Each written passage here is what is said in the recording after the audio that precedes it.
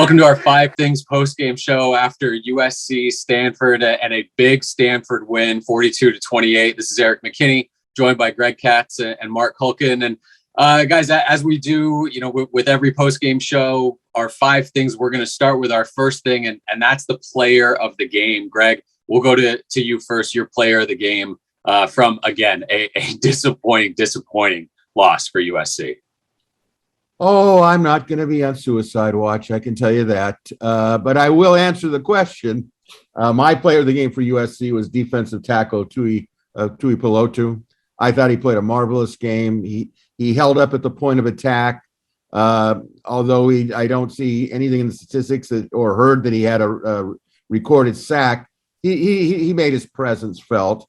And if I was to say somebody from, let's say, Stanford, I was really impressed with Tanner McKee. I thought that he was first start in his hometown, basically. I thought his poise was magnificent. He played like he was a junior or senior in college. And I think they both stood out for both their respective teams. All right, Marc, go ahead, pick it up. Your player of the game. Yeah. So, Greg, I'm glad you were able to find one on defense for USC because I was really struggling. So I jumped right over to the offensive side of the ball, ironically. So I went with Vavai Malapai. Strong running game last night. He was probably the strength of the offense. I don't think I'm exaggerating that in any way, shape, or form. I'll go ahead and give a player of the game on Stanford's side of the ball. And I'm going to go with Brian Kelly's kid, Caillou Blue Kelly. Couldn't even get an offer at USC. And here he does, comes back home, pick six. I'm sure his father had a big smile on his face, even though it probably hurt a little bit. But yeah, so they're the players of the game, as far as I'm concerned. I think those are some good picks, and Caillou Kelly kind of got the Drake London assignment and did very well.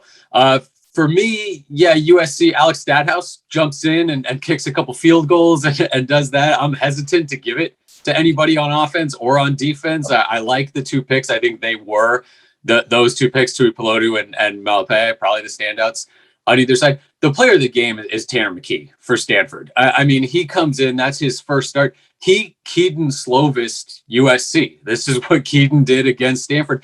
His first start comes in, throws it all over, and leads to a big win, a fairly similar score. I'm trying to remember off the top of my head, but that was he was the difference. What he was able to do against the USC defense, throw it all around, pick a bunch of different receivers, let his guys go make plays, and they made plays for him. That was a huge difference in the game when you're looking at Stanford's offensive production and USC's offensive production. So again, I think that's kind of a telling sign that we all made sure to announce a Stanford player of the game kind of on how things went on Saturday night for USC. Marc, we'll go back to you. Our second thing, we'll flip into the play of the game for you, the biggest play from USC Stanford. So, I already highlighted, I think, Stanford's big play that they had against USC, which I think was the dagger. So I'm going to go a little bit off the reservation, which is not unnormal for me. Erik, you and I have kind of had this offline bet of when Solo would play. Last night, unceremoniously, unfortunately, Solo made his first appearance as a Trojan on the field. It was nothing but punt coverage, but to see punt return, yeah. But to see him out there, number 58, just running around looking for somebody to hit, yeah. The emotional day just got it continued the emotion. So yeah, that was the play of the game for me. And he on the sideline, a couple of head slaps from teammates and guys ready to acknowledge not the celebration overall that you want, but kind of that, sure, a little heartwarming in the middle of a rough game for USC. Greg, go ahead, jump in. Your play of the game. Well, I had no doubt the play of the game for me came very early, and that was the 87-yard touchdown run by Nathaniel Pete. To me, it told me a couple of things. One, it sent a message to USC that we're here to play Stanford football. They did it beautifully blocked. It sent the message that we're coming to play. I think it stunned USC in a way that maybe they weren't expecting it so early. It seemed to propel Stanford, I think, maybe even more than it depressed SC at the moment. But they were ready to go, and I think that statement just manifested the rest of the evening, in my opinion. I'm going to cheat a little bit and use two plays for this. I think kind of the correlation between them was pretty interesting to watch, seeing it live and then also looking back a little bit. USC is driving toward the end of the second quarter. They get down in the red zone. Keaton Slovis has Drake London in the back of the end zone on a throw that these two guys have connected on 100 times this camp. I mean, if not more than that. It leads him a little too much. Drake can't make a good catch on it. But again, if you give them that throw 10 times, I would have guessed they would have hit it 10 times. They don't. It goes incomplete. USC's forced to kick a field goal. Stanford immediately gets the ball back. They hit a big play to come all the way down.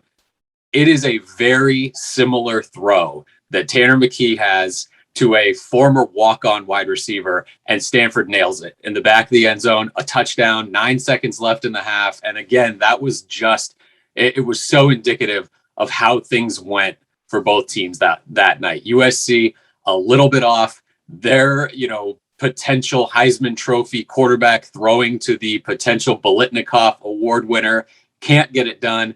Stanford's quarterback making his first start, throwing to a former walk-on, does get it done. Those are the plays that Stanford made all night. So for me, those two, kind of the juxtaposition between one team not making it, one team making it, that really stood out to me as one of the plays of the game. But like you guys said, those ones were big too. The interception return for a touchdown, the long run from Stanford, both big plays. Greg, we'll go to you. Our third thing, as we switch over from players and plays, give me the thing that you expected to see in the game, either from USC or from Stanford, or just kind of how the game played out. And then the thing you expected to see, and it did play out that way. Oh, I fully expected Stanford was going to be ready to play. Stanford athletes, in my long career of interviewing them, is that they are a different breed. They are achievers. They're disciplined. If they fail, they find out why, and then they try to succeed. And in my interactions with them, like in past media days and post interviews, they're different. And I knew that what happened against Kansas State, and I watched the game, they deserve to lose. They deserve to lose big. But I said to myself, it won't make any difference because they're going to go back to that film room. Shaw knows how to talk with the Stanford player. And when they came out ready to go, and as we alluded to the previous question, when they ripped off that big run, I said, look out, baby. I said, they're going to be seeing, I don't think anybody prepares any better and accepts preparation and teaching like a Stanford athlete. So what I expected to see came. And I will say that, there are times in a game where you say to yourself, am I seeing what I think I'm seeing? And I wish I was wrong. This was not one of them. Mark, go ahead. Your anticipated thing that did play out that way. Yeah. So before I touch on that, I just want to, Greg, you're touching on the long 87-yard touchdown run by Stanford. That was part of their game plan. Stanford's game plan has always been to run the ball down your throat. You take away that 87 yards, they didn't have the Stanford game plan that you're alluding to. So it was a big play, but it wasn't because it was Stanford being Stanford. Because after that play, they actually turned into USC throwing the ball more often.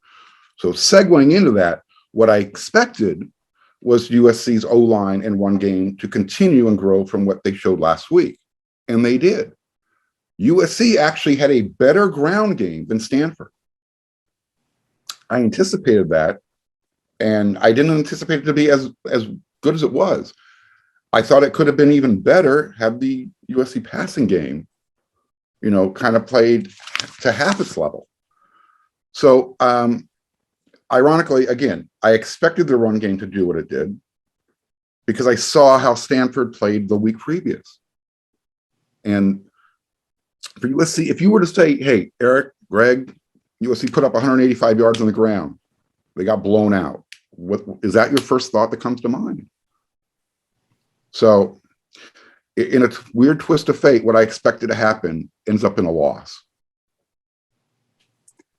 Yeah, the thing that stuck out to me coming into this game, you look at Stanford's receivers. They're always going to bring in tight ends, but they've got guys on the outside, 6'3", 6'4", 6'5".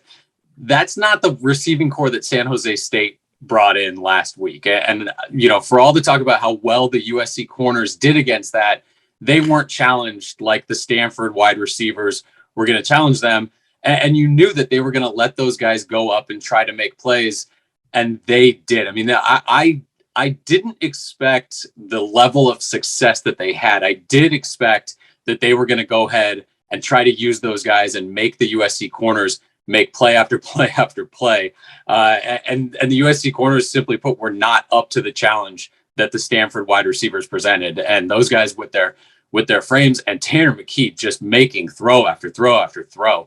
That was something I thought the challenge would come, and kind of spinning into the next thing. I didn't expect Stanford to have such success with that on the outside, but again, that's going to be something where that was part of the game plan. Hey, let's be Stanford tough and do what we can there, but also let's try to work these guys on the outside. And they found success with it, and that's going to play out the rest of the season. Other teams are going to look to do the same thing, maybe without kind of the physical presence that Stanford brings out there.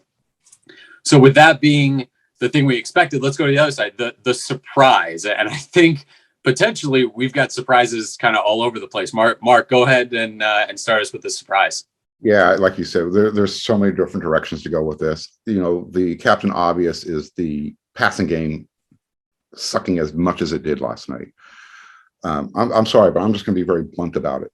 So I'm gonna go with Parker Lewis getting ejected on the first play of the game, and it just goes to show you that bad kicks happen. He miskicked on the ball, and I asked was that a planned kick? And I found out after the game he just missed. Fortunately, the ball did end up going where they wanted it to go, but the coverage was so bad. Parker ends up making the tackle with the crown of his helmet, and he's ejected for targeting. So I don't think anybody, if they're looking for a prop bet in Vegas, I don't think that even shows up on the board that USC's starting kicker is going to get ejected. That was probably the least expected thing for me. I'd agree with that. And the kickoff coverage too, there was one, again, I talked about that drive Stanford had at the end of the first half. Again, right. Another kind of big lane that looked like it might pop. And so that's going to be something for the USC special teams to go over. Greg, go ahead and hop in your unexpected thing that took place Saturday night. Well, a couple of comments before I directly address that. Number one, it was definitely targeting. There was no question about it. I'm questioning that. It wasn't. He definitely lost his cool. Okay, he was not thinking. So, when you get on a field, you have to maintain poise at all times. And, he shanked the kick. Okay, it happens, but you can't cut off your nose to spite your face. And that's basically what he did. Second of all, going back to Mark's point, I'd like to address that if I could, about the running game of Stanford. It's really not how many yards Stanford gained after that big run, but that run was definitely in the brain of USC. In terms of respecting what could happen. And I, as evidence, I don't believe that USC had a sack. Okay. I think they were conscious. I think they were conscious of the possibility. Sometimes the fear of it is as devastating as the actual lack of production. And I would agree with Mark. The numbers would dictate, Stanford didn't blow them out, for 4 quarters.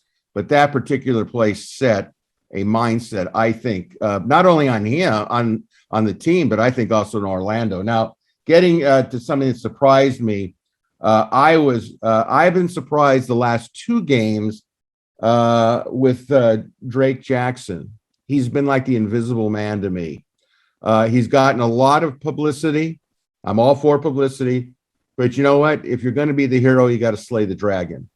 And I just think, I'm not sure whether he's in a position from a coaching standpoint to make the plays he's capable of playing, because sometimes he's out on pass coverage and he's really he's guarding grass. That's all he's guarding.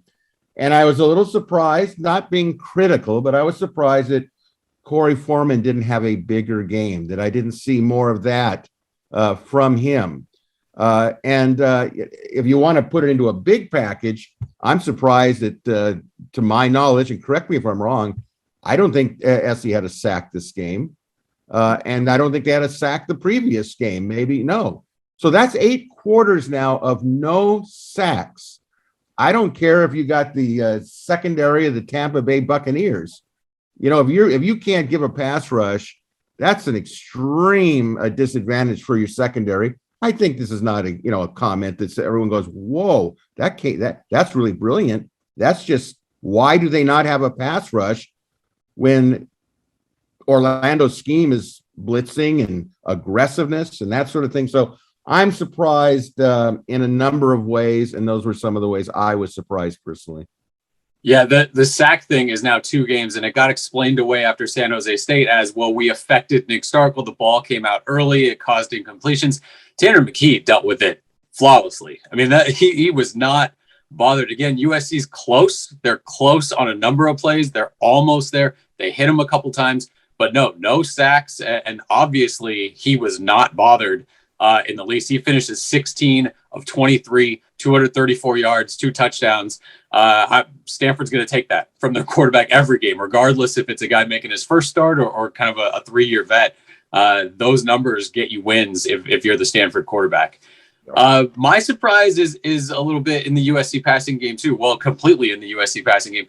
I think overall, but specifically, I thought Gary Bryant Jr. coming back into the lineup, getting healthy and being in there, I thought he was a little bit of what they were missing against San Jose State, why they brought out 2 tight ends for so much of the game. I thought his, not that he has a ton of experience, but he does have some experience with the offense and with Keaton. It gives you a third wide receiver with Drake London and Taj Washington would do a little bit more. He ends up with 4 catches for 11 yards. It was not a huge impact. It wasn't something where, he was stretching the field or doing a lot. Yes, this is one game. It's his first game back after being out for a long time with a hamstring injury. But again, as far as my expectations, what I thought could happen, his sort of lack of making a big imprint on the game, that was something that sort of stuck out, where, again, the difference of what I thought could happen to it with what actually happened. But I mean, overall, the USC passing game and we've all kind of hit on it, just out of sorts for the entire 60 minutes. They're not able to get really anything going. We'll go to our 5th thing now. And this is kind of, the thing that I think means the most. And it's going to be our biggest takeaway from this game as we look forward the rest of the season and potentially beyond. Mark, go ahead and hop up. Go first. Your biggest takeaway from that game. I alluded to it earlier when I brought up, when I asked Coach Helton after the game, the offense, 3rd year in, coordinator, quarterback, why does it look like this? And that's my takeaway is, why is Graham Harrell still not able to use all 3 units in his offense, the running game, the wide receivers, and the tight ends, in the same game? We saw it in the first game, the running backs and the tight ends. He incorporated them, and it was a sign that the offense was moving forward. Yesterday, the tight ends were non-existent. The running backs were very existent, which is what we wanted. But again, the wide receivers that you were touching on, and I definitely said it earlier, there's something missing. And I think Graham Harrell has finally, he even said it after the game. He didn't use these words, but, a soft zone, it makes our offense challenging. So yeah, we've been talking about your kryptonite. Thanks for admitting it. Now make an adjustment, because nobody else has to adjust against you. Greg, go ahead, hop in. Your biggest takeaway from the game. You know, the tradition of WeAreSC has never been to advocate a coach getting fired. It's never been one where it was our responsibility to do that. That's for the athletic director and the president of the school to do that. But my biggest takeaway coming out of this game, without a question, Clay Helton's days are numbered. They are numbered. It's not a question of if he's going to be relieved of his command, it's when. Whether it happens against Utah or whether it happens after Notre Dame, it's going to happen. The reason it's going to happen is because there was hardly anybody in the Coliseum in the fourth quarter. I think Mark alluded to the booing, okay? It's a national disgrace. It's a local disgrace. That helmet above me goes beyond Clay Helton. That helmet above me goes for guys like Mark, yourself, me, the fan base, the legacy, the late Sam Cunningham, Howard Jones. You go down the list. There's a reason USC is one of the most storied programs in the history of college football. Right now, it's a laughing stock. Clay Helton's a wonderful guy. He's a nice guy. He's not a good coach. And the bottom line is I've kept my mouth shut. It's kind of spoken through words. And I mean, I haven't veiled it basically when I write. But now's the time that you have to say, look, if they don't win that South Division, it's over. And I will just say this. This loss to Stanford gives them that one loss that puts it in that direction. All the losses count. It's like if you're playing Major League Baseball, if you lose to somebody in the Central Division, it still counts whether you play in the Western Division. Okay, so I'm not happy that I have to say it, but he's not going to last. And the question is when will the timing? I don't think is right to do it right now because you can say, well, it's early in the season, and I could buy into that somewhat, but. You know, the LA Times called for his resignation or change of command today. Jay Brady McCullough did. And I watched TV, the post-game show. They called for his resignation. I think Arash Makazi said it. I mean, it's definitely out there.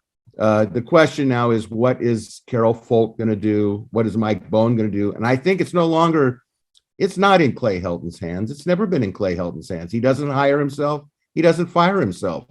These people are going to have to make some hard decisions, or they're going to wake up one day in the middle of the season or later in there, and they're going to say there's 53,000 when there's 28,000.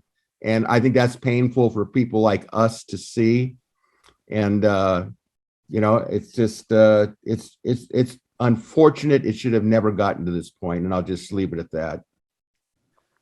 Yeah, I mean, I don't disagree with anything either of you said. My takeaway from this game is that it confirms that this kind of game can still happen to this program at this point in Clay Helton's tenure, and we're here again. We're here again talking about the number of penalties, the types of penalties, the fact that there was a offensive letdown in the third quarter again, the fact that Stanford is hitting on big plays when they need them, just so many things that are here we go again, and there can be a fix in some games. San Jose State, a lot of the things that we talked about in this game didn't happen in San Jose State, but this one being proof that yes, again, another year and we're here.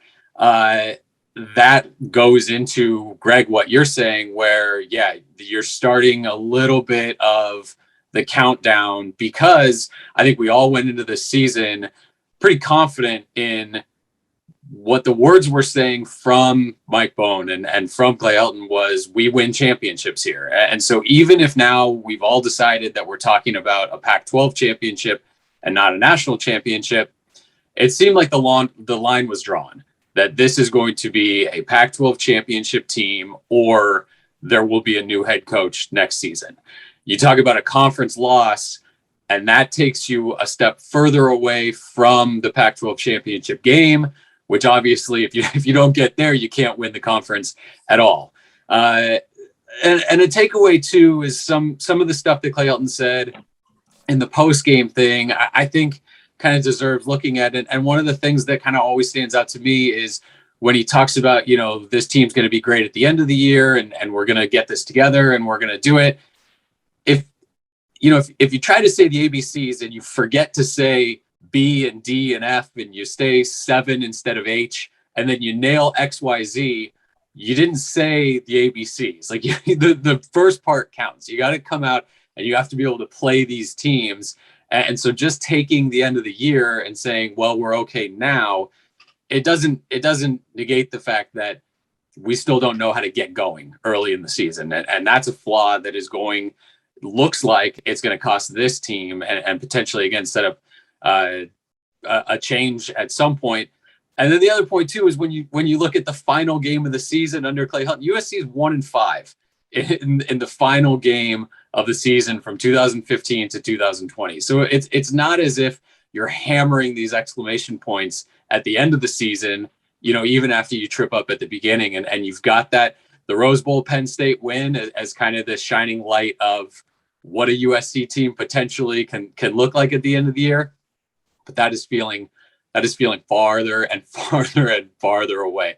And these losses against a team like Stanford are becoming more and more common. So, I feel like everyone kind of with this one, like you mentioned, Greg, is starting to land on that same page of the surprise of, a potential coaching change is dimming and the question is going to start being potentially when and not if. Again, another one of these, early in the season and talk is just going to keep growing and growing and growing. So it is that this game here, not that there wasn't already a cloud kind of around the program and questions swirling and where does this thing go and how is it going to look?